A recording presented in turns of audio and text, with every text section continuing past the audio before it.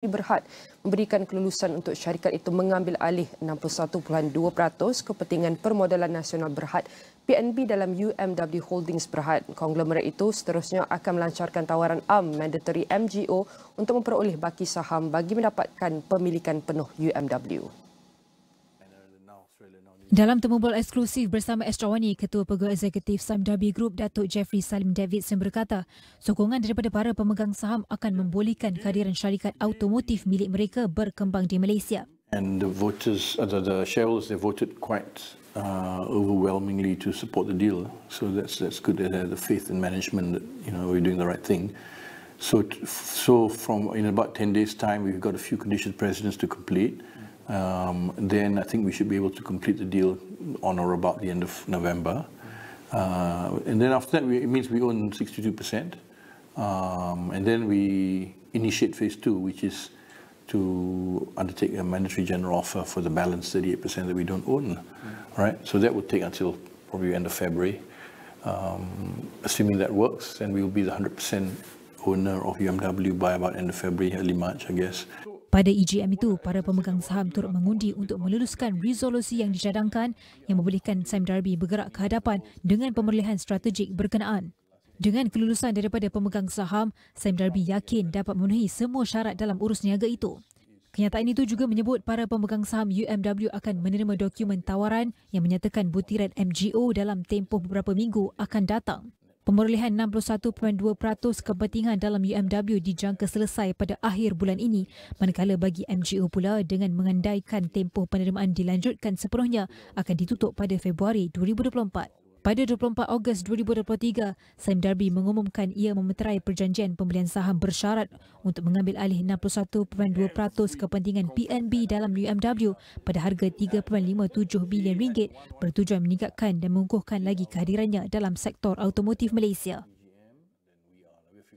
Sementara itu, Jeffrey berkata pengambilalihan UMW penting untuk mengembangkan margin syarikat dalam segmen automotif, khususnya pengeluaran kenderaan untuk pasaran meluas. Ketika ini katanya perkongsian pasaran Sime Darby hanya 15% melibatkan segmen premium. We've been eyeing the UMW business. It's very much twin of Sime Darby. It's they have a very good business. They have a Perodua, which it is a very good product. They own 38% of the Malaysian market share, right? 38% is Perodua, another 12-13% is Toyota. So they're a very, very important player. We want to continue to grow our company. We want to, as I say, want to grow in Malaysia, right? And this is a obvious sort of opportunity for us. At the moment, as I said earlier, the share in Malaysia is getting smaller. It's about 15% now. Australia and China are very big. So with this, it's going to be a bit more parity lah. Malaysia 1/3, about 30%, China 30%, Australia 30%. So I think that's important for us. Tambah beliau lagi, selama ini Sime Darby berfokus kepada segmen mewah dan premium dan pengambilalihan ini dijangka akan mengembangkan perniagaan automotifnya kepada segmen meluas. Selain itu, dengan kehadiran Toyota serta Perodua di bawah UMW, ia dijangka mampu melengkapkan spektrum perniagaan automotif Sime Darby. Perodua and Toyota will complete the whole spectrum from manufacturing to assembly to distribution to retail to after sales to used car fleet, etc. etc. So it just completes the whole car value chain. So that's important to us. Menurut Jeffrey lagi, jika UMW berjaya melaksanakan pengambilan 100%, langkah seterusnya adalah menyasenaraikan UMW dan menyemak semula perniagaan UMW sebelum menentukan sebarang bentuk penstrukturan yang diperlukan. Ia termasuk perniagaan teras dan bukan teras yang dimiliki UMW. Sementara itu, Jeffrey berkata kehadiran Toyota di bawah UMW membuka peluang besar untuk Sime Darby menambah nilai dan perkongsian pasaran untuk jenama Jepun itu. Namun pada masa sama, ia juga peluang untuk Sime Darby mengembangkan kehadirannya di rantau yang ditebusi Toyota. No, it is new. We're going to start building relationship with Toyota and try and do as best for them as possible, get them more market share and get them more profits, etc., etc. Right? So we build a strong relationship with Toyota, and we're good. This is how our business is building relationship with principals, right? And eventually, at some point in time, there may be opportunities for us in other parts of the world with Toyota, right? They may need other dealers in other countries, for example. Maybe not, but I think our track record has been that, start in Malaysia and the next thing you know, you have other opportunities in other markets, right? Like BMW, we actually started in Hong Kong. So after a while, they liked us. They gave us BMW in Malaysia and then Singapore and then Thailand and then China and then now Australia, now New Zealand. So that's how it works, right? So. Selain itu, Jeffrey berkata perdua yang juga dimiliki UMW memainkan peranan penting. Beliau sifatkan jenama itu utuh dalam pasaran dan ia akan melengkapkan segmen automotif Sime Darby. Perdua, don't knock Perdua. They are a very well run company. They do very well. They produce pretty good cars at a pretty reasonable price, which is why they own 38% of the market, right? So they are a strong player as they stand today. Perdana Menteri Datuk Seri Anwar Ibrahim hari ini menyertai dialog tidak rasmi pemimpin kerjasama ekonomi Asia Pasifik yang berlangsung di Moscone Center, San Francisco pada Khamis petang waktu tempatan. Ia dipengerusikan oleh Presiden Amerika Syarikat Joe Biden dengan dihadiri oleh semua pemimpin mewakili 21 anggota ekonomi APEC. Selain itu, Anwar dijadual menghadiri dialog Majlis Perniagaan APEC dengan pemimpin ekonomi APEC yang akan dihoskan oleh Naib Presiden Amerika Syarikat Kamala Harris. Perdana Menteri juga akan menyertai dialog tidak rasmi dengan Colombia, Fiji serta India dan mesyuarat kedua pemimpin kerangka ekonomi Indo-Pasifik hari ini. Anwar kemudian dijadual menghadiri majlis makan malam pemimpin ekonomi APEC yang dihoskan oleh Biden. Amerika Syarikat dan Malaysia adalah antara 12 anggota pengasas APEC. Negara lain ialah Australia, Brunei, Kanada, Indonesia, Jepun, Korea Selatan, New Zealand, Filipina, Singapura dan Thailand. Ini diikuti China, Hong Kong, Taiwan, Meksiko dan Papua Nugini pada 1993. Chile menyertainya pada 1994 serta Peru, Rusia dan Vietnam pada 1998 menjadikan keanggotaan penuh kepada 21. APEC mempunyai hampir 3 bilion penduduk, 62% daripada keluaran dalam negara kasar KDNK dunia dan 48% daripada perdagangan dunia pada 2021. Perdana Menteri Datuk Seri Anwar Ibrahim mengadakan pertemuan dua hala dengan Presiden Vietnam Vo Van Thuong dan Presiden Peru Dina Ercilla Blurak Zegara yang berlangsung di luar acara Minggu Kepimpinan Kerjasama Ekonomi Asia Pasifik APEC 2023 di San Francisco, Amerika Syarikat pada Khamis pagi waktu tempatan. Dalam pertemuan dengan Van Thuong, kedua-dua pemimpin membincangkan pelbagai isu berkepentingan dua negara termasuk isu peringkat serantau terutama ASEAN. Antaranya termasuk permintaan Vietnam untuk Malaysia memfasilitasi produk dan pensijilan halal dari Vietnam. Malah kedua-dua pemimpin turut bersetuju meningkatkan kerjasama membanteras penangkapan hasil laut secara haram di perairan Malaysia, termasuk memperakui secara bersama mematuhi deklarasi tata laku Laut Cina Selatan dan memastikan kod tata laku Laut Cina Selatan berkesan sepenuhnya. Anwar turut menjemput Van Thuong untuk mengadakan lawatan rasmi ke Malaysia tahun hadapan selepas beliau mengekat sumpah sebagai Presiden pada Mac lalu. Pada 2022, Malaysia merupakan rakan dagang ke-9 terbesar bagi Vietnam dan Vietnam merupakan rakan dagang ke-12 terbesar bagi Malaysia. Jumlah perdagangan dua hala pada 2022 merekodkan pertambahan 16% kepada $19.44 bilion Amerika dari $16.70 bilion Amerika pada 2021. Manakala dalam pertemuan dengan Dina Ercilla, Anwar dijemput menyertai APEC 2024 yang akan dihoskan oleh Peru selaku tuan rumah untuk kali ketiga selepas mengajurkannya pada 2008 dan 2016. Malah Dina Ercilla turut memohon Malaysia supaya mempertimbang membuka pejabat di Peru untuk memfasilitasi pensijilan halal produk negara itu. Pada masa sama, Anwar turut berterima kasih kepada pihak berkuasa Peru kerana menyelamat dan membantu 43 rakyat Malaysia yang menjadi mangsa pemerdagangan manusia dan eksploitasi buruh baru-baru ini. Nilai dagangan antara Malaysia dan Peru dari Januari hingga Jun 2023 dicatat sebanyak 168.45 juta dolar Amerika, meningkat 12.8% berbanding 155.97 juta dolar Amerika bagi tempoh sama pada 2022. Justru kedua-dua negara komited untuk meluaskan perdagangan dua negara menerusi kerjasama ekonomi di bawah perjanjian komprehensif dan progresif bagi perkongsian Trans-Pasifik CPTPP. Jiwa SME kini sudah sampai ke destinasi terakhirnya. Siri jelajah terakhir Jiwa SME akan berlangsung di The Curve Mutiara Damansara dari 24 hingga 26 November ini. Macam-macam kami bawakan, termasuklah sesi perkongsian dari Fatih Watches, Kapten Batik, Bengkel Usahawan oleh Unify Business dan TikTok Shop, serta sesi pembentangan perniagaan Saya Jual oleh Bank Rakyat. Ada pelbagai persembahan menarik dari artis tempatan dan juga banyak hadiah menarik melalui cabutan bertuah menanti anda. Jangan lupa jumpa kami pada 24 hingga 26 November ini di The Curve, Mutiara Damansara. Untuk info lanjut, layari www.jiwasme.com.my. Jiwa SME, gelanggang inspirasi usahawan.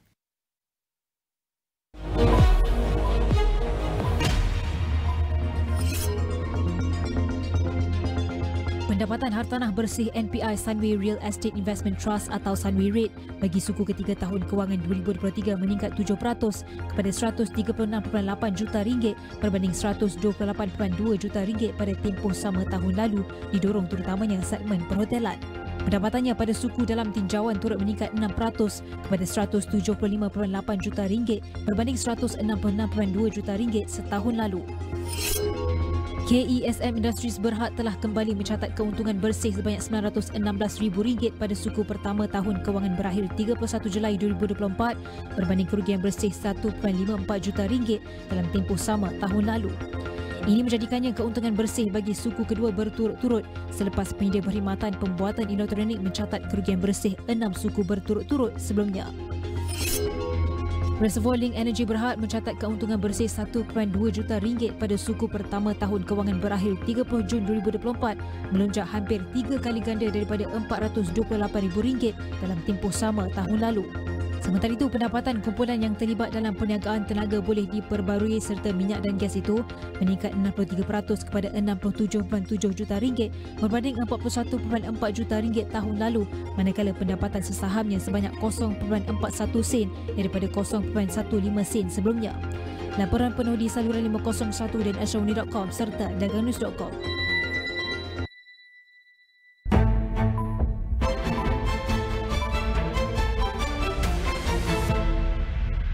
Drama bermula di sini. Ini adalah All Stars Gegar Berganza. Aksi yang tiada batasan. This is what the crowd's been waiting for. Just in imperious form. Keseraman. Target recalibrating response model. Dan keterujaan. This is all connected. He's getting revenge for what our parents did to him. Hanya yang terbaik untuk keluarga anda. Astro baru. Stream bila-bila masa di mana sahaja. Hello Putrajaya. 25 November ini, adakah anda ingin bertemu bintang-bintang kami secara bersemuka? You ex-girlfriend Hang Zuhao. Oh my god, am I right? Ready? Untuk pelanggan Astro, sila ke Astro Rewards di aplikasi My Astro untuk menebus pas-pas sesi temu mesra anda. Bagi bukan pelanggan Astro, langgan Astro dan dapatkan pas VIP. Jumpa di sana. Perkembangan situasi semasa. Wujud kenaikan harga ayam memang berlaku di tempat-tempat tertentu. Kementerian Sumber Manusia akan menjalankan operasi di seluruh negara. Kita mahu menghindari unsur-unsur buruh paksa di negara kita.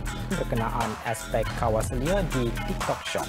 Rumuskan dan kita kumpulkan apa tindakan pihak kerajaan. Sudah tahu salah, namun tetap berdegil. Kamu boleh tengok semua channel Astro. Astro First pun ada. Hanya di AWANI 745. Asking the tough questions is what we do every day here on Astro AWANI. Catch me every weeknights at 10:30 p.m. across all AWANI platforms.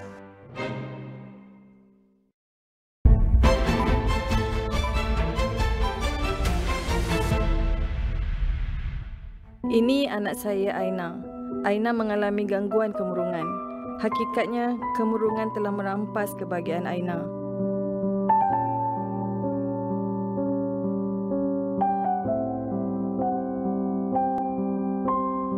Aina, walau apa pun yang Aina lalui, ibu sentiasa ada bersama Aina.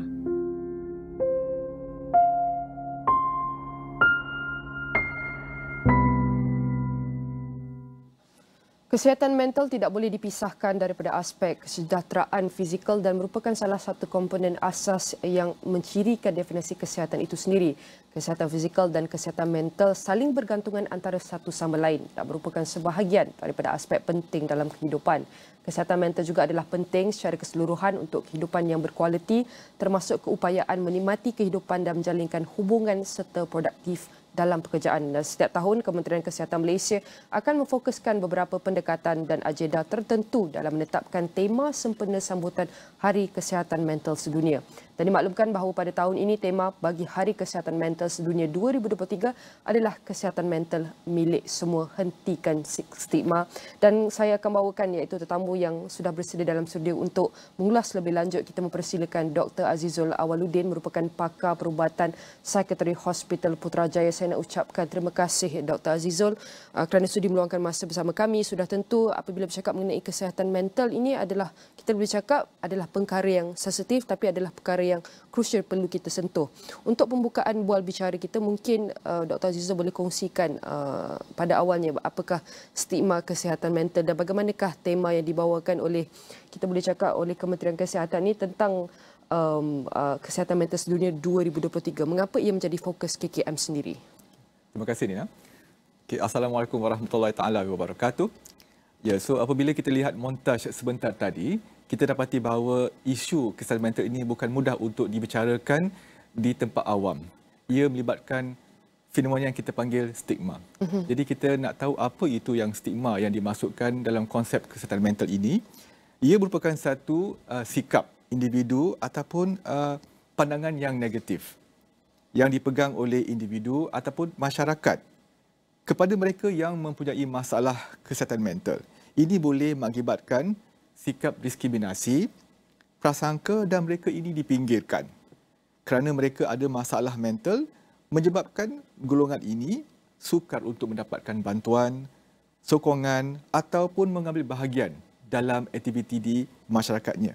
Jadi stigma ini boleh menghalang mereka untuk mendapatkan rawatan juga kerana mereka rasa malu dan segan untuk meluahkan apa yang mereka alami, dan kalau ini tidak ditangani dengan secara berkesan, masalah kesihatan mental ini akan menjurus kepada penyakit mental yang lebih serius. Sebab itulah tema tentang sambutan Hari Kesihatan Mental ini sentiasa menjurus lebih kepada kesedaran kepada masyarakat awam umumnya untuk peka dan memberi sikap prihatin kepada mereka yang mempunyai masalah kesihatan mental. Jadi pada tahun 2023 ini, tema yang dipilih oleh Kementerian Kesihatan Malaysia ialah kesihatan mental milik semua, hentikan stigma, berpandukan dengan tema yang diberi di peringkat global oleh World Federation for Mental Health, WFMD, iaitu Mental Health is a Universal Human Right. Ini memberikan satu pengiktirafan kepada kepentingan kesihatan mental itu di semua peringkat individu, kerana budaya ini kalau tidak diketengahkan, stigma itu tidak akan dapat kita elakkan. Jadi kepentingan tema ini sangat penting supaya implementasinya akan diserapkan di semua peringkat, sama ada di peringkat individu, masyarakat, keluarga, sekolah, tempat kerja, lebih-lebih lagi organisasi pekerjaan. Ini berpandukan dengan dapatan-dapatan kajian yang KKM telah adakan setiap tahun untuk platform kesihatan mental. Saya bawa di sini contoh yang kita ada, kajian mobility kesihatan mental pada 2019 mendapati bahawa 2.3% rakyat Malaysia dewasa mengalami penyakit kemurungan. Negara kita ingin mencapai ke tahap negara maju seperti Amerika Syarikat, Australia. Ya? Tetapi negara maju ini mereka mempunyai indeks yang tinggi untuk orang yang mengalami kemurungan. Jadi adakah Malaysia juga ingin menjadi champion negara maju, juga champion dengan mereka yang ada kemurungan. Jadi dengan justru itu, kalau kita sedarkan kepada orang awam tentang kepentingan kesihatan mental ini, kita boleh lagi merendahkan prevalence ini supaya kita tidak sama dengan nilai kesihatan mental yang rendah di kalangan negara-negara maju. Dan dapatan pada tahun 2022 juga mendapati bahawa 1 daripada 8 remaja kita pernah terfikir untuk mencederakan diri ataupun membunuh diri. ini satu perkara yang ibu bapa perlu risau. Dan dapati juga 1 daripada 10 remaja yang pernah kita jalankan kajian pernah mencuba sesuatu untuk mencederakan diri mereka, sama ada mereka mengambil ubat-ubatan yang tertentu secara berlebihan ataupun menyebabkan kecederaan fizikal dengan disebabkan oleh isu kesihatan mental ini. Jadi ini sangat membimbangkan kita dan usaha yang proaktif perlu dilakukan mulai sekarang. Jadi usaha yang proaktif itu perlukan tanggungjawab pihak berkepentingan. Kita boleh cakap tanggungjawab kita semualah. Jadi siapakah kita boleh cakap yang memain peranan penting dalam melaksanakan usaha ini semua? Ramai. Ya, sepatutnya kita boleh katakan kesihatan mental ini ialah bisnes semua orang. Tapi apabila kita bercakap dalam dasar negara, kita di tingkat dasarnya Kementerian Kesihatan adalah orang yang memberikan perancangan, dasar dan polisi bekerjasama dengan banyak agensi bukan kerajaan ataupun agensi kerajaan yang saya boleh namakan sini. Kita ada Pusat Kecemerlangan Kesihatan Mental Kebangsaan ataupun NCEMH, NCEM, bertugas bersama dengan agensi-agensi yang berkaitan di kementerian-kementerian yang lain, ya, sebagai pemegang taruh KKM untuk meningkatkan kesedaran dan literasi tentang kesihatan mental yang perlu menghentikan stigma ini di kalangan masyarakat, di ahli keluarga, untuk mereka yang mempunyai individu yang berpenyakit mental ini, supaya kita boleh elakkan stigma ini di mana mereka sebenarnya bergelut untuk melawan penyakit tersebut. Kita nak elakkan sebelum mereka mendapat penyakit mental yang serius di peringkat awal, apabila mereka sudah ada tanda-tanda awal mereka dalam keadaan distress, burnout masa zaman pandemik COVID dahulu. Ya, jadi ramai masyarakat kita dalam keadaan distress. Mereka belum sampai ke tahap penyakit mental lagi. Jadi kita kena pasti golongan-golongan berisiko ini supaya kita dapat tangani krisis emosi ataupun psikologi mereka pada masa itu. Kita dapat lihat iaitu kesihatan mental ni banyak terganggu, ramai yang murung terutama pada waktu pandemik COVID-19.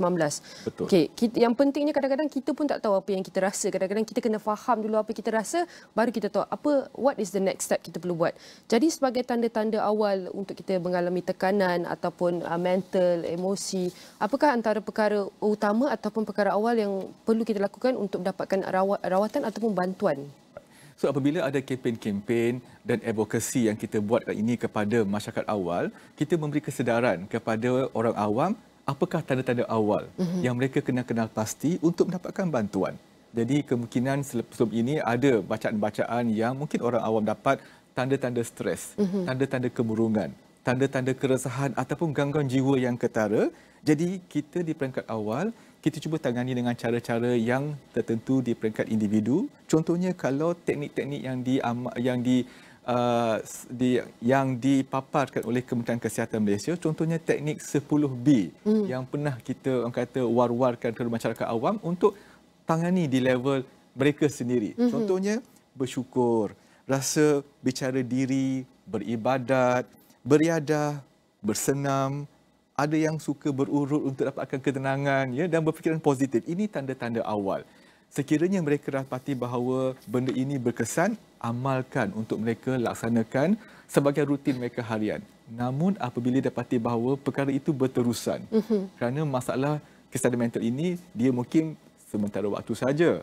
Tapi apabila kalau benda itu berlarutan, dia mesti ambil pendekatan yang berikutnya. Jadi di luar sana, Kementerian Kesihatan juga ada memberikan perkhidmatan yang kita buat dalam talian. Kita panggil talian HEAL, iaitu kita kata help with empathy and love, yang dibangunkan beberapa tahun yang dahulu, memberi talian kepada masyarakat awam tentang informasi, maklumat-maklumat info tentang apakah tanda-tanda masalah kesihatan mental dan cara rawatan intervensi di peringkat awal. Jadi dan juga memberi maklumat bagaimanakah sokongan ataupun rawatan seterusnya orang awam yang membuat panggilan itu boleh mendapatkan bantuan. Baik, kalau kita nak cakap mengenai intervensi awal tu, adakah perlu tunggu lama ke? Tapi kita tahu benda ni adalah perkara yang mendesak. So macam mana kita nak tangani perkara itu, macam mana? Right. Okey, alhamdulillah Kementerian Kesihatan menyediakan banyak fasiliti kesihatan di seluruh negara, dari Perlis hinggalah Sabah. Kita dapat lebih kurang 1,000 lebih klinik kesihatan di merata tempat untuk orang awam datang tanpa membuat temu janji awal. Mereka boleh pergi begitu saja untuk mendapatkan kepastian tentang masalah yang mereka hadapi. Di peringkat awal, rawatan mungkin boleh diberikan serta-merta di situ. Di peringkat awal, sama ada dalam bentuk psikoterapi, kaunseling, teknik-teknik tertentu untuk menangani stres dan kemungkinan rawatan ubatan. Andai kata sekiranya kalau perkara itu sampai ke risiko yang mungkin mencurigakan, rawatan akan dirujuk kepada pihak hospital untuk rawatan yang lebih intensif. Jadi jangan berlengah-lengah kerana rawatan sentiasa diberikan 24 jam di fasiliti Kementerian Kesihatan, bukan saja di Kementerian Kesihatan, malah di fasiliti swasta juga. Rawatan untuk kesihatan mental ataupun penyakit mental yang awal boleh didapati. Betul, perkhidmatan dah ada 24 jam akses untuk dapatkan bantuan, rawatan, bimbingan, kaunseling, semuanya sudah disediakan. Cuma kita perlu cari, walaupun kita takut, kita harus berani pada masa yang sama untuk dapatkan rawatannya. Mungkin Dr. Azizo boleh kongsikan antara pesanan sebagai pesanan untuk menjayakan objektif kempen kesihatan mental milik semua dan juga hentikan stigma ini. Okey. So platform media seperti ini salah satu cara bagaimana kita boleh mencanangkan kepentingan kesihatan mental ini kepada orang awam, di mana tanpa pelibatan individu, masyarakat, keluarga, ketua komuniti ataupun majikan ataupun di mana-mana kementerian, usaha untuk menangani stigma ini tidak akan berkesan. Jadi kita mencanangkan supaya let's talk. Jangan simpan perasaan anda. Anda kata anda tahu anda perlukan bantuan dan pertolongan. Talian HIL sentiasa ada ataupun pergilah ke mana-mana fasiliti kesihatan untuk mendapatkan bantuan awal. Mungkin saya nak tambah sikit. Kalau kita tahu sekarang ni kan dengan dunia digital, social media, AI, memang kita tak dapat lari. Ramai yang akan dapat maklumat, mereka identify mereka terus social media. So mereka dapat tahu okey mereka ada kriteria simptom ini. So mereka sudah identify perkara ataupun kesihatan mereka di tahap begitu. Jadi macam mana untuk kita nasihatkan kepada mereka, okey, social media tak bermakna mereka salah. Mereka juga berguna memberikan kita input, info untuk kita memahami sesuatu keadaan ataupun sesuatu situasi itu dengan lebih jelas. Jadi bagaimana pandangan Dr. Azizo mengenai perkara ini? Teknologi terkini banyak faedah tertentu dalam aspek kesihatan. Seperti yang Nina cakap tadi tentang mereka boleh menepasti tanda-tanda yang mereka ada untuk mereka melihat sama ada mereka termasuk dalam golongan yang berisiko. Jadi contohnya dalam My Sejahtera yang kita ada sekarang, aplikasi tersebut ada satu button My Minda di situ yang membolehkan orang awam melihat apakah tanda-tanda yang ada pada mereka dan mereka boleh mendapat sesuatu jawapan di belakang itu, mereka dalam kategori yang berisiko atau tidak. Maka apabila kalau mereka dapati bahawa mereka adalah golongan berisiko, saranan kita ialah dapatkan bantuan profesional untuk menjelaskan dan mencerahkan apakah yang sebenarnya berlaku dan sekiranya intervensi ada, kita akan salurkan. Jadi pendekatan teknologi ini sangat berguna tanpa mereka pergi ke akses directly kepada tempat fasiliti tersebut dengan membuat saringan awal secara digital ataupun maya. Mereka boleh dapat tentukan tahap kesihatan mereka dan seterusnya mereka boleh buat pilihan nak pergi ke mana. Kementerian Kesihatan ataupun swasta. Janji mereka bersedia dan tidak ada stigma untuk menyatakan inilah masalah mereka. Kerana penyakit kesihatan mental atau penyakit mental ini, dia merupakan penyakit yang sama kita boleh ibaratkan macam mereka ada kencing manis, darah tinggi ataupun sawan. Jadi tidak ada stigma untuk penyakit penting walaupun kita tak nampak. Betul. Ya, sakitnya bukan secara fizikal tapi tidak dapat nak dijelaskan pada orang lain. Betul. Kesihatan mental itu adalah sama penting seperti kesihatan fizikal, tidak dapat dipisahkan. Oleh kerana kita tidak nampak, tidak bermakna ia penting. Oleh itu pentingnya dengan perkongsian oleh Dr. Azizul ni untuk kita hentikan stigma kesihatan mental ini untuk tidak takut. Walaupun ada takut, kita harus berani pada waktu yang sama untuk dapatkan bantuan ataupun rawatan yang sebetulnya. Sekali lagi saya nak ucapkan terima kasih kepada tetamu kita dalam studio merupakan Dr. Azizul Awaluddin, merupakan pakar perubatan psikiatri Hospital Putrajaya. Sudah tentu semua perkongsian ini akan kami rangkumkan dalam astroawani.com dan semua platform digital Astro Awani.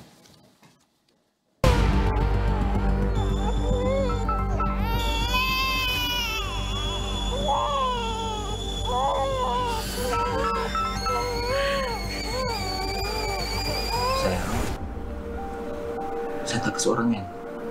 Kita hadap sama-sama ya. Jangan pandang ringan pada kemurungan postpartum. Bantu mereka dapatkan rawatan. Baik, kita akan teruskan dengan perkembangan keluaran dalam negara kasar untuk suku ketiga yang akan diumumkan iaitu tengah hari nanti, dan kami akan bawakan perkembangan terkini mengenai prestasi KDNK suku ketiga. Sebelum itu kami akan bincangkan bagaimana untuk kita lihat unjuran atau fakta-fakta yang akan beri sumbangan terhadap prestasi terkini kita pada jam tengah hari ini. Kita mempersilakan tetamu kita Abdul Muiz Halim, merupakan pakar ekonomi MIDF Research. Saya nak ucapkan terima kasih Muiz kerana sudi meluangkan masa bersama kami untuk hari terakhir minggu ini. Mungkin pertama sekali berdasarkan unjuran awal yang dikeluarkan Jabatan Perangkaan DOSM, ekonomi Malaysia berkembang pada 3.3% untuk suku ketiga tahun ini. Sedikit lebih tinggi berbanding 2.9% yang dicatatkan pada suku sebelumnya. Muiz, adakah kita akan lihat pertumbuhan yang lebih tinggi berdasarkan data penuh KDNK suku ketiga yang akan dikeluarkan nanti?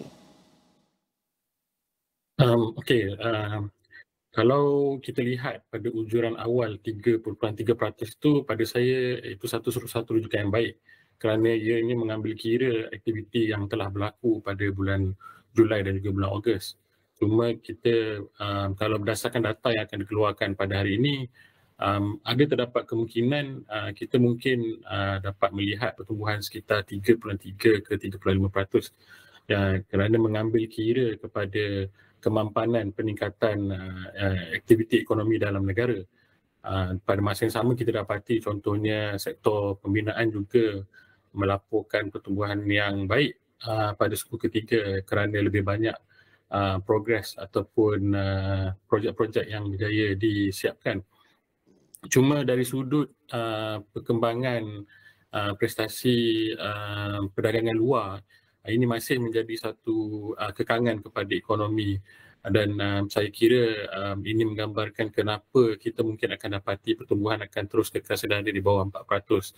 Tapi kalau kita sekiranya kita dapati pertumbuhan mampu ataupun pertumbuhan penuh itu adalah berada sekitar 3.3 ke 3.5% seperti yang kami jangka, ini adalah sedikit lebih baik daripada pendapat purata di pasaran yang menjangkakan pertumbuhan sekitar 3%, iaitu tidak jauh berbeza berbanding 2.9% yang dicatatkan pada suku sebelumnya.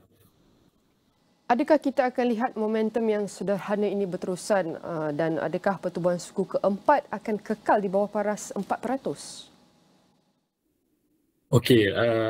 Kalau kita lihat dari segi petunjuk ekonomi, iaitu merujuk kepada indeks pelopor ataupun leading index, sehingga bulan Ogos kita dapati ini masih turun menurun. Namun kadar penurunan pada bulan Ogos adalah lebih perlahan pada negatif 0.5%, iaitu lebih perlahan berbanding negatif 1% yang dicatat pada bulan sebelumnya. Dan ini mungkin memberi gambaran momentum ekonomi mungkin akan mula memulih pada suku akhir tahun ini. Walau bagaimanapun kita maklum kalau kita lihat contohnya sentimen dalam sektor perkilangan berdasarkan kepada laporan PMI yang dikeluarkan oleh S&P Global masih menunjukkan secara umumnya aktiviti dalam sektor perkilangan masih terus menurun kerana kebimbangan mengenai situasi permintaan yang masih secara kasarnya agak lemah. Tetapi kita dapati pada bulan September sendiri import barangan input ataupun separa siap iaitu intermediate goods menunjukkan penurunan yang lebih perlahan. Pada masa sama kita lihat pada bulan September juga data jualan borong adalah lebih baik. Ini menggambarkan terdapat juga tanda awal pemulihan yang mula dilaporkan oleh para pengeluar tempatan. Jadi berdasarkan jangkaan-jangkaan ini termasuk juga dengan jangkaan pemulihan aktiviti perdagangan luar, kami menjangka pertumbuhan KDNK negara mampu untuk meningkat lebih tinggi daripada 4% pada suku akhir tahun ini. Baru-baru ini Muiz, MIR menyatakan survei terkini menunjukkan sentimen di kalangan pengguna dan peniaga masih menunjukkan penurunan. Kalau kita lihat pada data ekonomi bulanan pula, kelemahan sentimen ini tidak selari dengan prestasi perbelanjaan domestik yang nampaknya masih menunjukkan peningkatan. Contohnya, perbelanjaan runcit masih naik 5.9% pada bulan September. Data sentimen yang terus melemah. Apa komen Muiz? Kalau kita lihat dari segi prestasi ekonomi ini, kita ambil kira prestasi secara makro ataupun agregat. Tetapi bila kita lihat dari segi sudut sentimen ni, ini lebih menjurus kepada permasalahan ataupun kekangan-kekangan yang dihadapi oleh rakyat ataupun pengguna itu sendiri. Jadi kalau kita lihat sentimen memang tidak dapat dinafikan. Isu utama ialah melibatkan inflasi, yang mana kenaikan kos sara hidup ini akan memberi kesan kepada kemampuan perbelanjaan dan juga kuasa membeli para pengguna. Malah kita dapati walaupun inflasi itu lebih sederhana, tapi ia bukan bermaksud harga itu menurun, tetapi kenaikan harga itu adalah pada kadar yang lebih perlahan. Jadi kita maklum para peniaga sendiri turut sama menaikkan harga kerana kenaikan kos pengeluaran terpaksa dinaikkan bagi menampung kos operasi. Cuma kalau kita lihat dari segi secara makronya, seperti yang Nina katakan tadi, perbelanjaan runcit contohnya pada suku ketiga masih menunjukkan pertumbuhan positif. Walaupun ianya tidaklah begitu kuat berbanding 19.5% yang dicatat pada suku pertama, pertumbuhan 5.9% ni masih menggambarkan secara makro kita dapati masih ada peningkatan perbelanjaan. Ini kerana kalau kita ambil kira contohnya jumlah penggajian dalam negara telah mencecah hampir 16.4 juta. Jadi ini menunjukkan lebih ramai orang telah digajikan pada masa sama dengan sumber pendapatan yang diperolehi. Secara makronya, secara keseluruhan kita dapati jumlah perbelanjaan tu masih terus meningkat. Cuma kalau kita lihat dari segi sentimen yang masih agak lemah ni menjadi satu kebimbangan lah.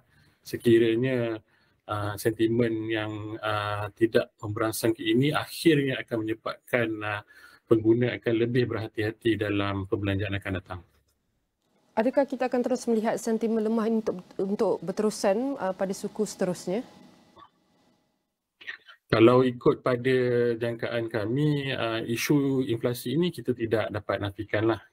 Khususnya kalau kita lihat antara faktor utama ialah kenaikan kos barang makanan.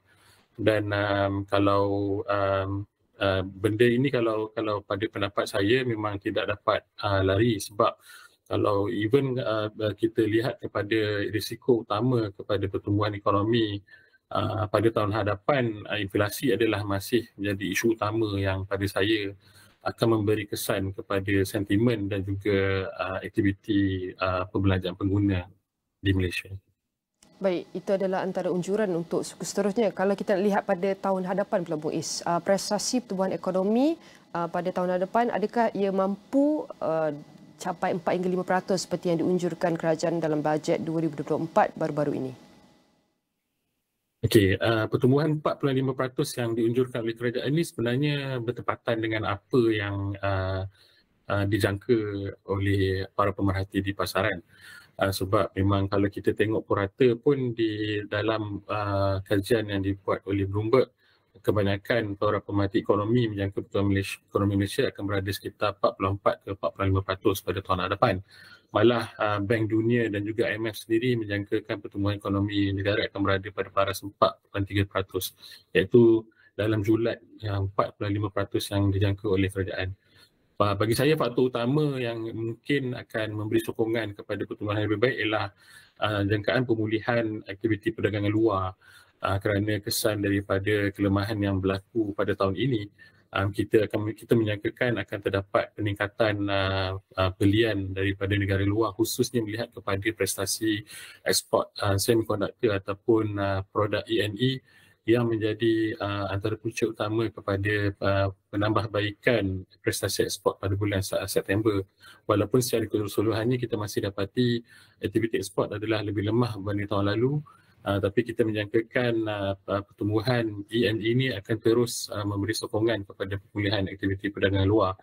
Cuma dari segi pertumbuhan daripada tahun hadapan, pemulihan aktiviti perdagangan ini masih saya kira agak sederhana kerana mengambil kira jangkaan pertumbuhan ekonomi dunia yang turut dijangka akan berada pada paras yang lebih rendah berbanding kebiasaannya, iaitu sekitar 2.9% yang diunjurkan oleh IMF, lebih perlahan berbanding 3.8% purata pertumbuhan ekonomi dunia yang pernah dicatat antara 2010 ke 2019. Jadi apakah sektor yang bakal menjadi penolong utama untuk Malaysia capai prestasi pada angka ini? Kalau lihat kepada pemulihan ekonomi, kita menjangkakan sektor pergilangan akan mampu untuk merekodkan pertumbuhan yang lebih baik pada tahun hadapan, mengambil kira pemulihan permintaan luar. Pada masa sama, kita menjangkakan sektor perkhidmatan akan turut sama mencatatkan pertumbuhan yang positif disokong oleh permintaan domestik. Kerana kita dapati suasana dalam pasaran buruh di Malaysia masih kekal sihat. Dan kalau kita lihat contohnya dari segi kadar penyertaan buruh, itu berada pada paras 70.1% adalah satu paras yang tinggi, yang mana lebih ramai rakyat Malaysia menyertai pasaran buruh, dan ini menjadi sebab kenapa kita masih menjangka dari segi perbelanjaan pengguna pada tahun akan terus berkembang. Dan Muiz sebut tentang perdagangan antarabangsa, apa jangkaan Muiz lagi bagi prestasi bulan Oktober yang akan diumumkan pada Isnin minggu hadapan? Bagaimana pula situasi perang Israel-Hamas yang sedang berlaku ini? Adakah kita akan lihat kesan yang lebih tegang pada pertumbuhan ekonomi dan aktiviti dagangan Malaysia sendiri? Merujuk kepada pertumbuhan dagangan bagi bulan Oktober, pertamanya kita lihat dari segi data yang dikeluarkan oleh negara serantau. Contohnya Korea Selatan melaporkan pertumbuhan ekspor yang pertama sejak daripada bulan September tahun lalu. Ini menggambarkan terdapat pemulihan yang seperti yang kita jangkakan, data sama ataupun prestasi sama akan dilaporkan oleh Malaysia. Dan data pertumbuhan perdagangan bagi bulan Oktober kami menjangkakan akan lebih baik, walaupun kita dapati mungkin paras aktiviti lebih rendah pada tahun lalu, tetapi kita menjangkakan penurunan yang lebih perlahan daripada 10% berbanding negatif 13.7% yang dicatat pada bulan sebelumnya. Jadi kita percaya pemulihan permintaan luar ini akan akhirnya memberi kesan positif kepada pertumbuhan ekonomi dalam negara. Cuma sebut tentang konflik yang berlaku di Timur Tengah, iaitu melibatkan Israel dan Palestin, ini memang pada peringkat awalnya adalah menjadi satu kebimbangan, kerana pertama sekali kita lihat kesan negatif kepada prestasi harga komoditi, menyebabkan harga minyak mentah melonjak lebih daripada $90 setong. Namun kita dapati kebimbangan ini telah menurun, kerana paras harga minyak yang terkini pun telah kembali kepada paras sekitar $80 setong, yang mana ini menggambarkan dari segi risk premium ataupun risiko yang mungkin berlaku daripada pergolakan geopolitik ini tidak begitu membimbangkan buat masa ini. Dan jadi kalau kita lihat daripada segi kebimbangan kesan kepada aktiviti perdagangan dunia mahupun kepada ekonomi negara, buat masa ini kita dapati ini adalah risiko yang masih terkawal. Baik, berbakikan 2 minit lagi Muiz. Kita tahu pada minggu hadapan dijangkakan perdagangan luar negeri bakal diumumkan pada hari Isnin. Apakah jangkaan Muiz tentang prestasi perdagangan luar negeri kita yang bakal dikeluarkan nanti? Kalau saya lihat kepada prestasi data pengeluaran industri ataupun IPI bagi bulan 9, saya suka untuk menyatakan terdapat kelemahan, contohnya dari segi pengeluaran dalam sektor pelombongan. Ini melibatkan penurunan pengeluaran gas asli dan juga secara langsung minyak mentah. Dan saya tak terkejut kalau sekiranya data pada bulan Oktober ini akan turut menggambarkan prestasi yang sama, iaitu kelemahan dari segi ekspor bagi sektor pelombongan. Namun dari segi sektor perkilangan, saya menjangkakan ekspor adalah lebih baik, kerana kita dapati terdapat tanda-tanda peningkatan dari segi contohnya peningkatan pengeluaran peralatan pengangkutan atau automotive equipment. Data produk getah juga menunjukkan peningkatan yang lebih baik. dan khususnya bila kita lihat dari segi produk E&E dan juga minyak sawit juga saya menyangkakan pertumbuhan yang lebih baik dari segi pengeluaran akan menterjemahkan kepada prestasi ekspor yang lebih baik pada bulan Oktober. Disebabkan itu seperti yang saya nyatakan tadi, kita menyangkakan pertumbuhan adalah penurunan adalah lebih perlahan daripada negatif 10% pada bulan Oktober berbanding negatif 13.7% yang dicatat pada bulan sebelumnya. Baik, itu adalah antara perkongsian mengenai unjuran KDNK suku ketiga yang bakal diumumkan tengah hari nanti oleh Abdul Muiz Merhalim. Saya nak ucapkan terima kasih kepada pakar ekonomi MIDF Research. Sudah teruskan bersama kami di Astro AWANI, di mana kami akan terus bawakan iaitu perkembangan dari semasa ke semasa mengenai prestasi terkini KDNK suku ketiga tahun ini.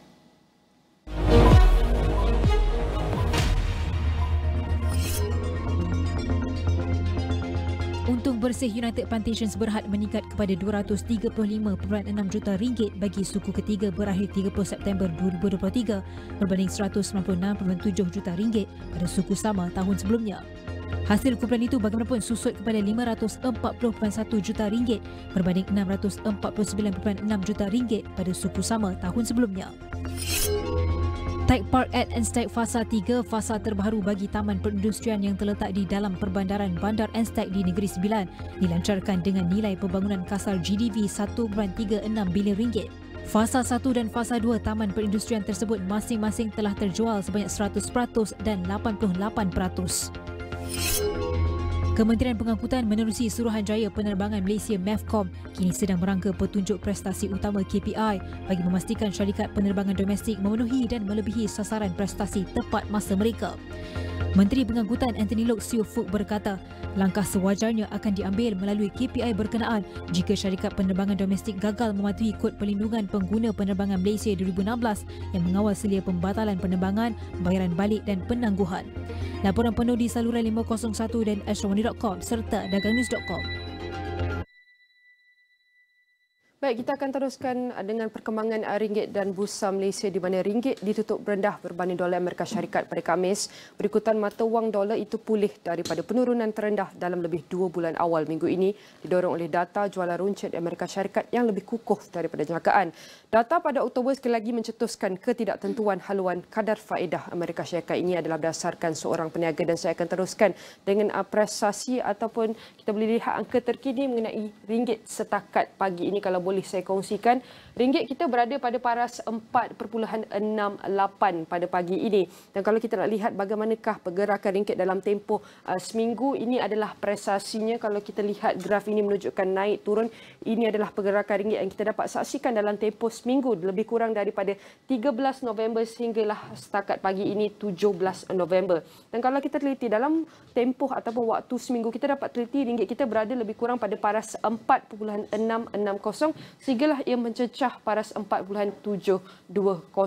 Dan ini adalah kita boleh cakap kadar purata ringgit kita berlega-lega dalam tempoh seminggu. Dan kalau kita mahu teliti dalam jangka masa sebulan, ringgit kita berada, kalau kita lihat pada Oktober sehinggalah kini, kita dapat lihat prestasi ringgit kita berada lebih kurang pada paras 4.650 sehinggalah hampir mencecah 4.800. Dan ini kita boleh cakap adalah range ataupun kadar purata ringgit kita bergerak dalam tempoh sebulan daripada Oktober sehinggalah setakat pagi ini. Dan ini adalah prestasi ringgit yang dapat kita saksikan setakat pagi ini dalam tempoh seminggu dan juga sebulan. Dan sekarang ini saya akan beralih kepada iaitu Bursa Malaysia untuk kita teliti bagaimanakah FBM KLCI kita di mana saham di Bursa Malaysia ditutup rendah semalam. Berikutan aktiviti pengambilan untung selepas kenaikan semalam dan ditambah dengan kegawatan hartanah di China yang menjejaskan sentimen serantau. Selain itu, para pelabur juga mengambil pendekatan berhati-hati menjelang pengumuman keputusan suku ketiga keluaran dalam negara kasar KDNK Malaysia pada tengah hari ini. Dan untuk kita teliti bagaimanakah prestasi Bursa Malaysia setakat jam ini untuk kita lihat lebih terperinci, iaitu pada waktu jam 9.37 pagi bursa Malaysia kita berada pada paras 1461.38 atau negatif 0.23%, penurunan sebanyak negatif 3.30%. Dan untuk kita teliti bagaimanakah prestasi bursa Malaysia kita dalam masa 5 hari, iaitu kadar ataupun purata prestasi kita daripada Jumaat minggu lepas sehinggalah Jumaat pagi ini, prestasi bursa kita daripada 1440 hinggalah mencecah pada kadar terkini iaitu 1460. Dan kalau kita lihat lebih jauh sedikit bagaimanakah prestasi bursa Malaysia kita pada masa sebulan, kalau kita lihat daripada bulan Oktober, 23 Oktober 2023, prestasi bursa Malaysia kita berada lebih kurang pada 1440. Namun masuk pada bulan November, kita dapat saksikan peningkatan pada prestasi FBM KLCI kita meningkat sehingga ia mencecah pada paras lebih kurang 1460 sehinggalah prestasi terkini setakat jam pagi ini pada 1461.44. Dan ini adalah prestasi ringgit dan juga bursa Malaysia setakat pagi ini yang dapat kita saksikan pada 17 November. Dan jangan ke mana-mana, teruskan bersama kami di mana iaitu rakan tugas Terminal Kauji akan membawakan rangkuman Niaga Spotlight selepas ini.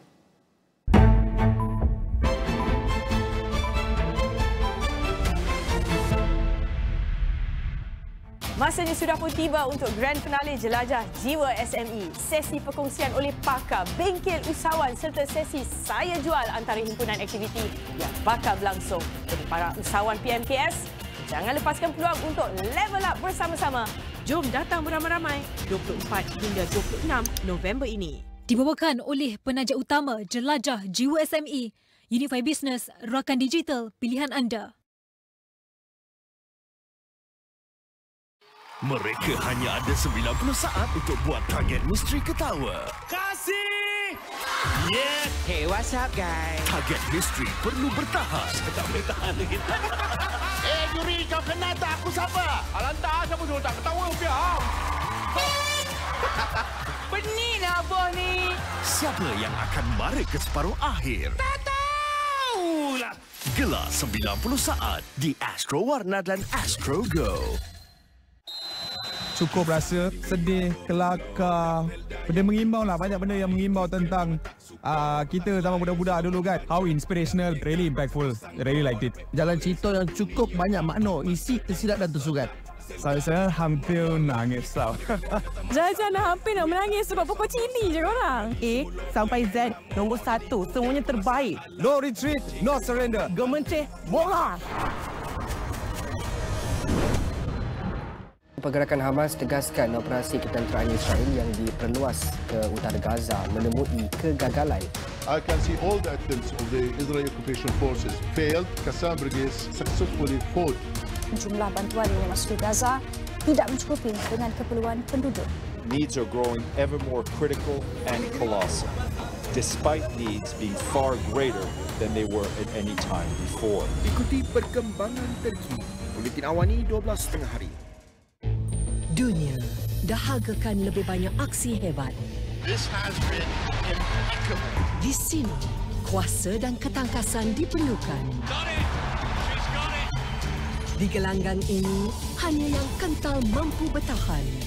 Excellent work. That's a fantastic winner. Dan kesungguhan mampu melahirkan seorang juara. Kumamoto Masters Japan 2023 secara langsung di Astro Supersport dan Astro Go. The government recently announced that it is finalizing details of access to withdrawals from the proposed EPF flexible account. The National Service Training Program, or PLKN, will be brought back with a different training approach. Nearly 5,100 Palestinians have been killed in Gaza after 2 weeks of intense Israeli attacks. Official letters sent to government departments must be in the national language.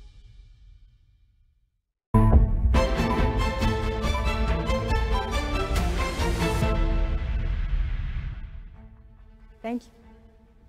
Hello and welcome to Niaga Spotlight with me, Tamina Kauschi. Niaga Spotlight goes through the week in business and future affairs, market watch, industries, analysis and insights. We've got you covered right here on Niaga Spotlight.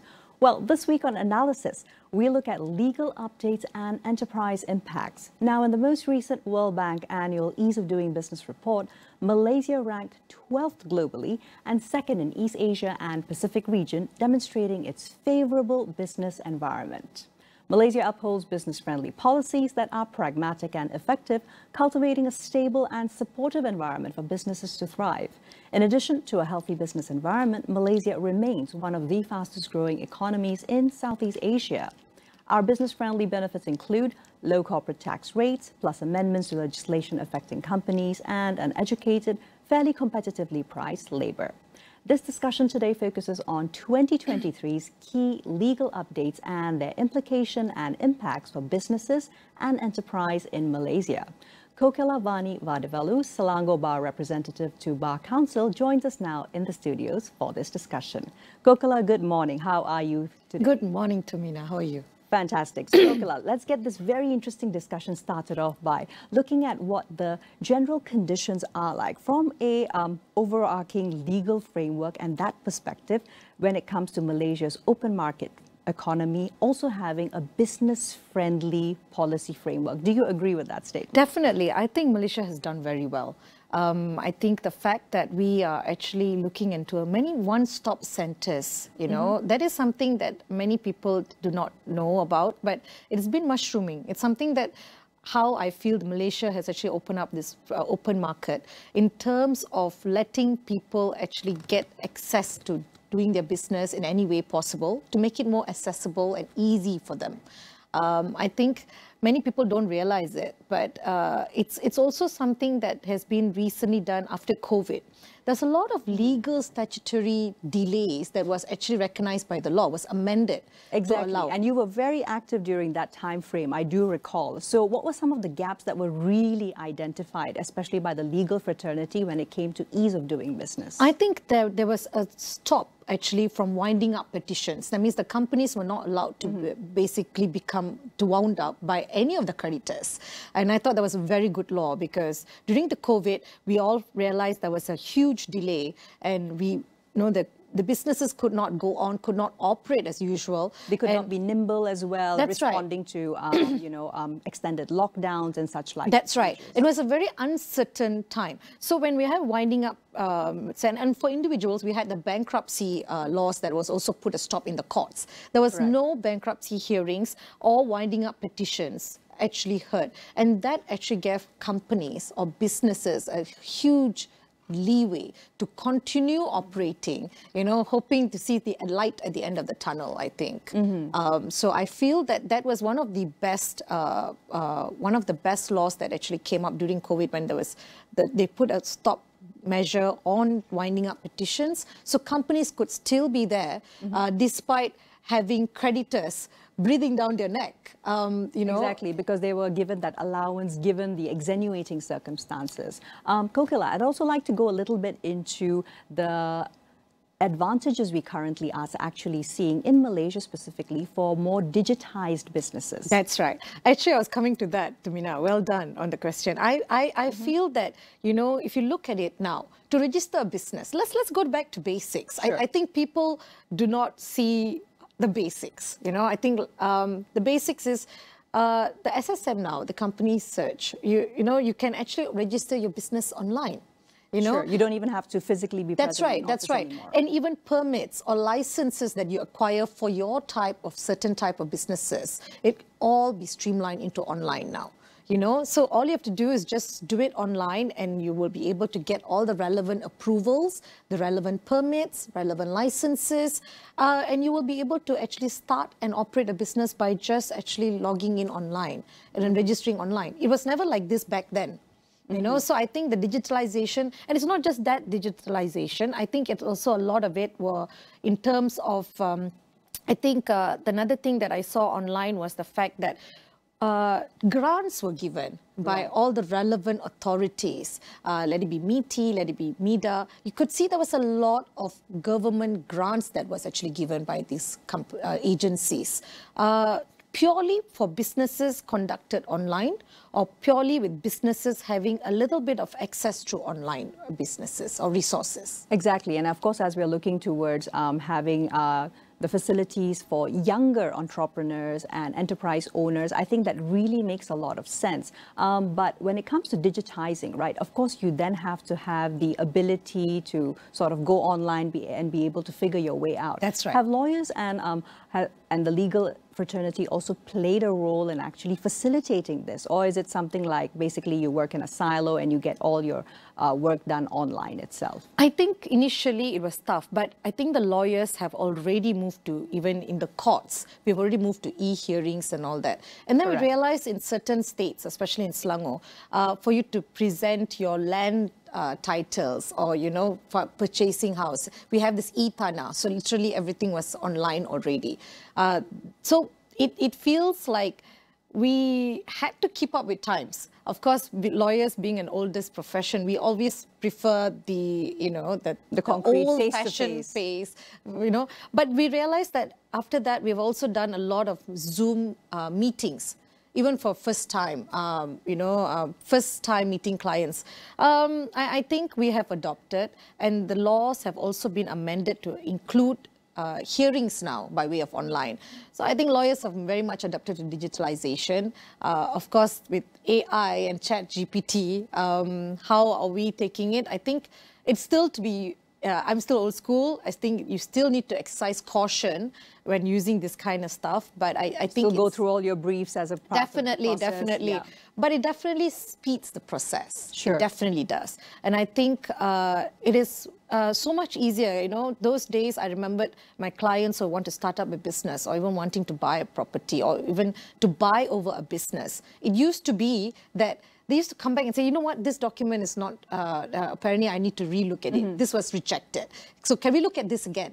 But now, with the fact that it's all submitted online, they could actually get an update or notification on it just on that basis. So it's a lot easier, I think. So definitely ease of processes. Great. So Kokila, moving along. Now, Malaysia's legal system also provides protection and enforcement of contractual rights that gives great certainty for business operations in general. Are there any sort of recent examples in particular that help to really showcase that this is what it is like on the ground for businesses and lawyers when you're working out? Oh, yeah. I think there were so many cases that we were, like, for example, one of it that I personally did was that the contractual ones were, of course, I think it all at the end of the day boils down to written agreements, right? But I think this court, they actually severed the clauses that was actually unfair for business owners, especially during COVID or even post-COVID. Right. And I thought that was very, very good. You know, I mean, of course, that decision was welcomed, but it was actually to realize that how important contractual documentation is in business sense. But at the same time, there's no need to be so fearful about it, because at the end of the day, if the clauses in your business contract with your contracting party does not make it's very unfavorable to a certain party or is very lopsided or one-sided, then I think you definitely can go to the courts and you will be able to see how this particular clause should be removed. And it will, at the end of the day, give the contracting party a fair level playing field in the area of business when it comes to disputes. Because at all written contractual disputes, there has to be, it can't be a unilateral view. It has to be both parties have benefited. There must be some consideration on both ends. In case, for example, if both of us are getting into a contract, there must be something that I'm getting in consideration of entering into this business with you. Correct. So also I think it speaks of a wider need for awareness, perhaps even before signing these contractual agreements between businesses, right? And how do you think that level of awareness is, particularly for the newer enterprises that keep also, you know, mushrooming, but at the same time, not too many of them are sustainable. You know, making it past that hurdle of the first year in operations, how often is that actually connected to legal complications? I think, okay, this is where we are stuck. I think what happened is at the heat of just doing a business. Right. I think at the COVID, beginning operations. Yeah, you know, they realized there was a certain businesses that was actually flourishing, a certain type, you know, like example, face mask, or like, even all this. Basically personal care products. Personal care products. Hygiene products. Sanitary, yes. Hand sanitizers and all that. So it became such a huge thing. So a lot of people wanted to get into that business. But it all depends on the individual, whether they actually had a long-term plan of the sustainability of the business. I think we all know those who actually felt that the business who went in with the mind that this is a quick money, quick in 1 year, 2 year maximum. Sure. And I think that's where it all fails, because you do not have a projection of it. Same, I think, goes to those who have actually just picked up a contract from the internet. Because of digitalization, it's so easy. Nobody actually consults lawyers or the relevant bodies anymore. To make sure that that contract is relevant to you. Yeah. I remember, you would not believe it. I went to court and it was on this contract that both parties had signed. Sure. And it was shocking. And I think one of it had no clause of COVID, even though, they just picked up a contract from a US-based company. And we must remember... Always localize it. Localize it, because, the laws are very different. Sure. You can't just go and sign it just because you think, okay, I wanted this particular business because mine is for the purchase of gloves. So this is exactly what it is. And then you actually got, you just signed it. So at that point, it was very difficult for the courts to decide, because you're like, what is this? How do we go on from here? So I personally think awareness is there, but the fact of digitalization could be a good and a bad thing when you just rush into it. Correct. So they just picked up because they wanted the business to start. They felt that, and this is educated class I'm talking about. It's not those who actually feel like, okay, we lack in education. How do we start a business? It's going to be tough on us. So looking for shortcuts sometimes does actually end up being a bit troublesome. Yes, yes. Point well taken. So from there, Kokala, let's quickly go through also the fact that Malaysia is also currently party to several FTAs, free trade agreements, right? That's actually, to enumerate it, 7 bilateral FTAs, 7 regional FTAs. But going past that wider socio-economic framework, let's go into what kind of legal implications do free trade agreements have, especially for local enterprises, particularly given the nature of FTAs, and have there been any examples of how these legal challenges can be overcome? Yeah, I think many of them, actually, these free trade agreements, I feel that you need to be able to find a fair resolution between parties when there's a dispute. Many times, often not, I think the best way to actually get out of this legal complication will be in the resort to way of mediation.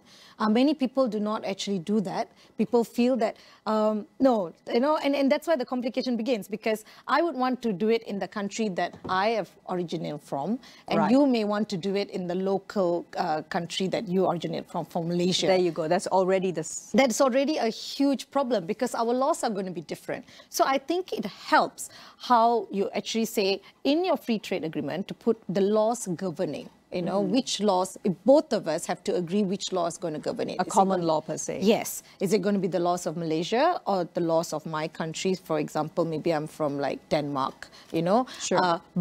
Or maybe we can then both go for an independent country. A lot of my clients have picked maybe like if Malaysia and maybe the UK, they probably pick Singapore as in the next seat.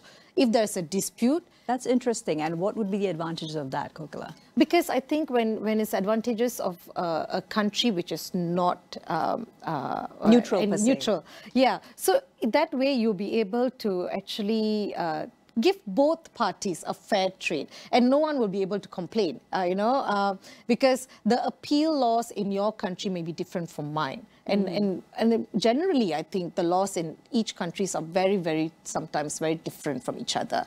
I would personally say yes, but I will still ask you to mediate it first. So there are some companies and some agreements where they say the first right of dispute would be to resort to mediation or arbitration, which is, and then only the last resort, then you go to the courts.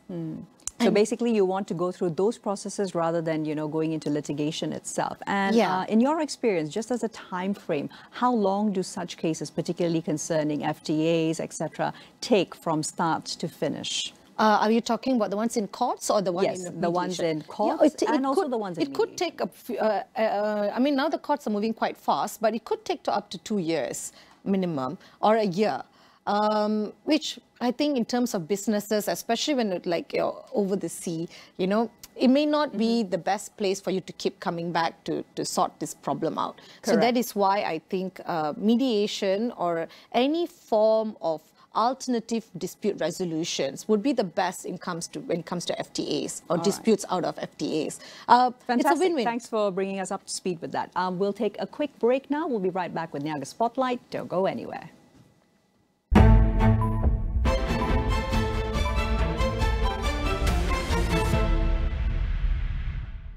Persembahan semakin luar biasa. Dominasi peserta lelaki. Dapatkah peserta wanita kembali memikat? Garantilah. Beli tiket konsert akhir All Stars Gegavaganza di laman web tickettu.com.my. All Stars Gegavaganza di Astro Ria dan Astro Go. Inilah impian terbesar kami. Hadir dengan ujian terhebat. Dan kami sudah bersedia. First block untuk Malaysia. Menuju pentas bola sepak terunggul. Oh, cantik. Segalanya dipertaruhkan. Setiap kejayaan menagih keringat. Nantikan aksi Harimau Malaya secara langsung dan eksklusif di Astro Arena Bola dan Astro Go. Di dalam setiap berita yang dibawa, konteks amat penting. Cara kita mendapat berita kian berubah. Melalui media sosial maupun saluran digital yang lain serta kaca TV. Kami sentiasa membawakan yang tergempar dan terkini. Ini perkembangan yang baru kami terima. Berteraskan acuan verifikasi yang diamalkan supaya setiap fakta adalah sahih. Daripada analisis pelbagai sudut yang mendalam, laporan-laporan khas dan perbincangan yang membina negara. Inklusif, suara rakyat kami ajukan. Keseimbangan persepsi kami pastikan. Kerana setiap cerita mempunyai impak yang tersendiri dan perlu dibawa dengan penelitian yang terperinci. Pastikan Astro AWANI menjadi pilihan anda tidak kira di mana sahaja anda berada. Saluran berita paling dipercayai di Malaysia.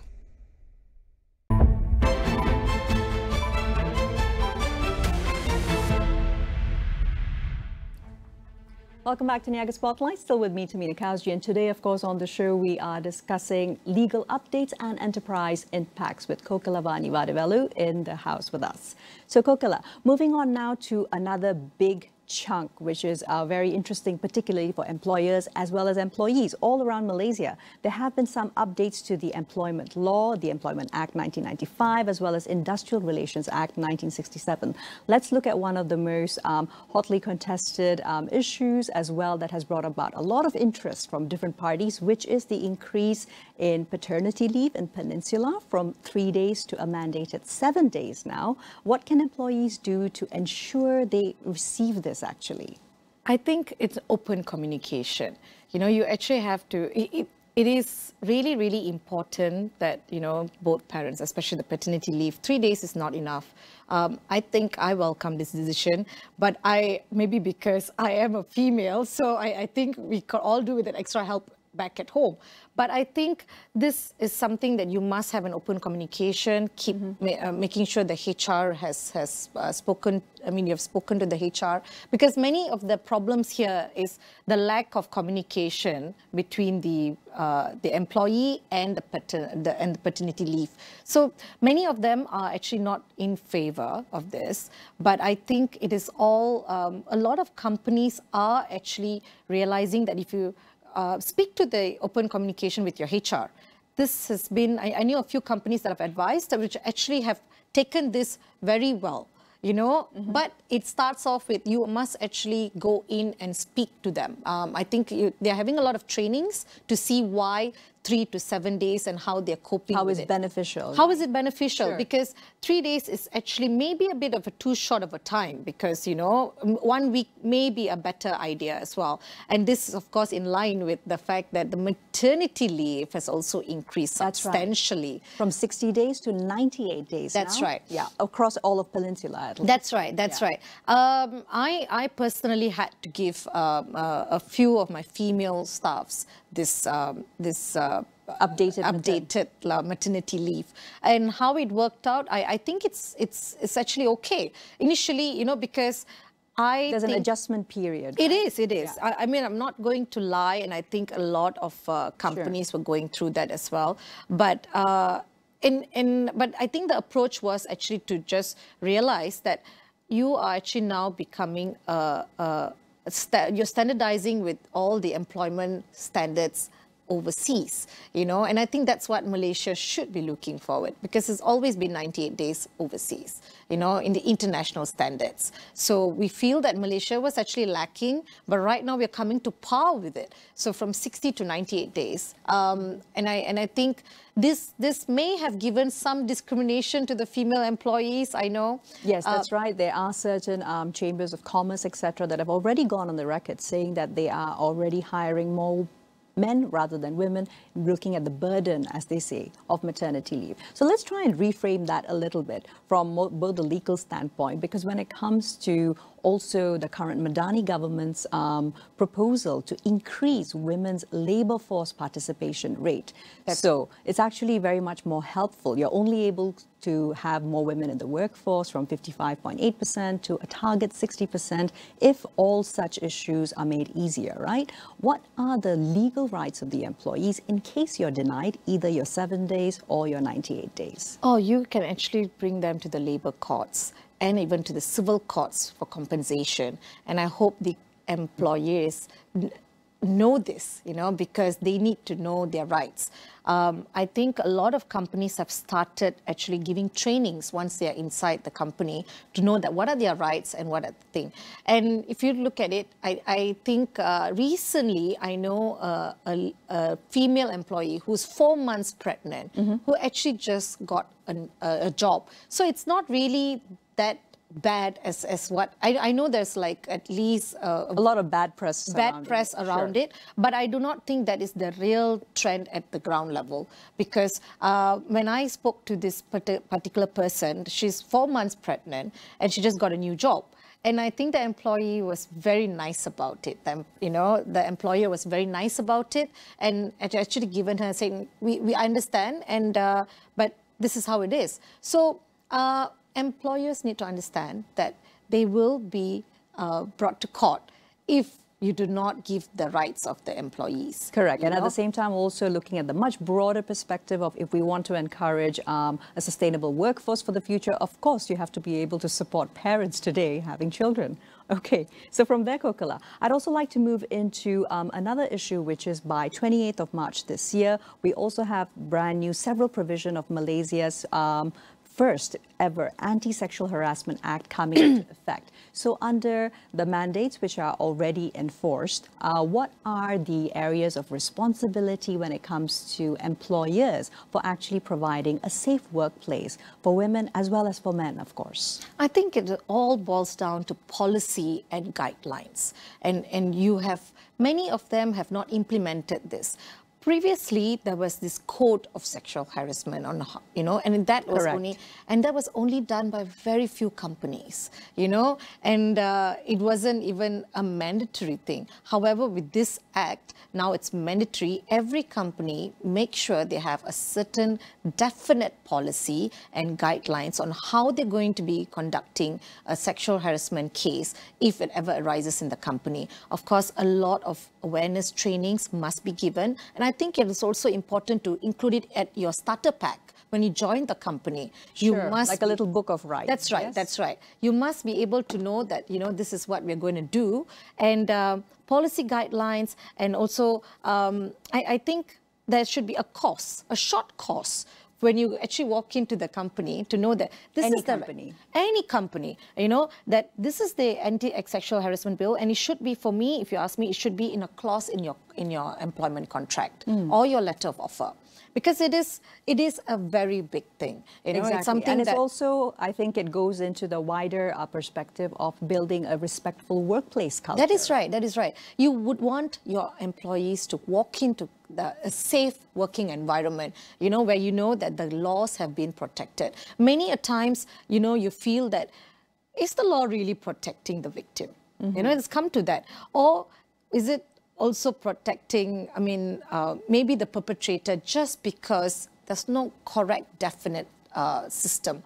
I think, therefore, there needs to be, if you're going to if you're going to have a policy and guidelines, it needs to also spell out exactly how is the procedures going to be carried out. That's and right. And everyone, the employees and the employers, both, including the HR, need to all know and everybody on the same page. I think that is the most crucial thing about this latest Anti-Sexual Harassment Act 2022, because there's going to be tribunal. And of course, I think is something, this is my personal opinion. Sure. I think the companies, when they are actually faced with this kind of complaints, they should have an external person just sitting in there to be able to just see what is going on. Because sometimes when you work with that colleague for such a long time, you may have a biased opinion about a certain person. Or natural, conscious or unconscious one. Yeah, Absolutely. that's right. Great. Yeah. Fantastic. So from there, Kokila, looking at also some other amendments that have come about that especially affect enterprises and entrepreneurs and small businesses, the Insolvency Amendment Bill was also passed mid of this year, and it aims to actually streamline the processes for administering bankruptcy. Can you tell us about what are some of the key areas of interest and how they're going to be affecting Okay, us? this is actually very, very interesting, because I think the latest amendment was on 6th of October last month. Yes, exactly. That's right. So I think, first of all, applaud the government, because we must understand the less bankrupts there are, the better it is for the economy, because then a lot more people will be able to actually get a job. You know, in terms of getting accessibility to get a job, then it actually boosts the economy as well. Now, the first set of amendments was, I think there are a few amendments that have been pertinent in the Insolvency Act. Automatic discharge was one of them, you know, and I think the latest one has given you two different categories. They've added two categories, and it's very, very good, because quite comprehensive, yeah? Yeah. So these two categories, if you look at it, was that if you are 30 and above, okay, because usually everyone goes like, you know what, why do I even bother? Because I'm not going to qualify for this automatic discharge. So initially they started with 50,000 and below. Because many, if you looked at it, there were many people who were just becoming a judge bankrupt because of the credit card. Correct. Debt. You know, or like hire purchase when they buy a car. So what happened was, the First Amendment was anybody below 50,000, bankrupt or judged at 50,000 could apply for this. Then you came to this 6th of October recent amendments, where two more categories were introduced. The two categories were, if you're above 30, and COVID has affected us in many ways, and mental health is one of them. So what has happened is, in short, they say if you're 30 and above and you're judged bankrupt, you go and meet a psychiatrist. And if the psychiatrist says that, yes, you do have some mental issues, or you are not well, what happens is you bring the certificate and you go and apply to the Director General of Insolvency to get an automatic discharge. Not many people know about it. This is the very crucial amendment. So many was disheartened, and they said, oh, I don't come under the 50,000 category, so I'm going to just have to be a bankrupt. But with this latest two amendments, and then they say, oh, maybe I'm too young. So the second category, if you're 70 and above. I see. Yeah. So I think it's also being extremely humane in looking at what the different challenges are across the life cycle. And I think that is exactly what a Bankruptcy Act should be, because it affects your status, as your solvent status in the country. So very good to know about that. Very, very good. It was very heartwarming, to be honest. All right, awesome. So Kokila, as we're looking at rounding out the discussion, I do want to focus a little bit on, before we close, laws pertaining pertaining to ESG in Malaysia. So ESG, of course, is the biggest catchphrase and really has been. I think ever since, of course, the pandemic brought us all to so much more realizations as business communities about the need for sustainability and minimizing environmental impact, with, of course, continuing to make business profits. So what are some of the pertinent laws that actually impact businesses operating in Malaysia right now? I think there are 3 acts: the Environmental Quality Act and its respective amendment in 2007 and 2012. So they've been obviously moving towards ESG with the international standards. Constantly, I think. I think the environmental sense, if you look at businesses today, you would see go green, go paperless, and in fact, some of them you actually get like a discount or a 2 ringgit off if you bring your own tumbler from home. These are the little things that I think businesses have moved forward. And sustainability, I think, but unfortunately, I'm not sure whether this only extends to medium size and big. Right. I do not see it being applied at the small, medium enterprises, businesses. There are 1 or 2, but I think the awareness there are still a little bit on the low side, if you ask me. I think we should probably create this awareness to say and bring up more lucrative grants for ESG-based businesses in terms of social, in terms of environmental, to say, look, it is at the end of the day for us. So let's do a clean, trade business in terms of ESG standards. Exactly. And I think you make a very good point there about the SMEs as well, and perhaps them needing a little bit more time to adjust themselves. Kokala, this has been such a pleasure having you on Niaga Spotlight. Thank you so much for your time and insights. Thank you, Tamina. Thank you.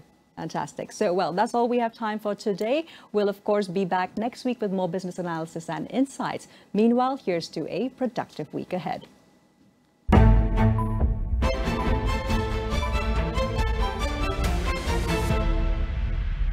Percutian. Saya dah agak dah, ini bukan holiday. Yang berbeza. I'm going to challenge you guys. Ada tugasan. No, let me talk. Honestly. Misi untuk dipenuhi. Dan peluang yang mengujakan. Kita akan jumpa legend Man United hari ini. On! Berjayakan mereka. Mengharunginya. From KL to Premier League. Di Astro Ria dan Astro Go.